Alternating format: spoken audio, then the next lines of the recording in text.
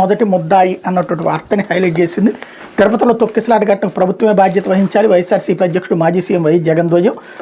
6 భక్తులు మరణించడానికి కారణం ప్రభుత్వ నిర్లక్ష్యమే. టీటీడీ చరిత్రలో ఈ దుర్ఘటన ఆయన మచ్చ. పోలీసులంతా చంద్రబాబు కుప్పం పర్యటన సేవలో తరించారు. తిరుపతిలో భక్తుల భద్రతను గాలికి వదిలేశారు. ప్రత్యామ్నాయ ఏర్పాట్ల గురించి ఎవరూ పట్టించుకోలేదు. లక్షల మంది భక్తులు వస్తారని ముందు తెలియదా?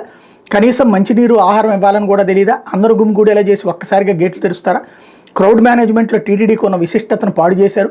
బాబుతో పాటు టీటీడీ చైర్మన్, ఈవో, అదనపు ఈవో, ఎస్పీ, కలెక్టర్ అందరికీ ఈ పాపంలో భాగం ఉంది.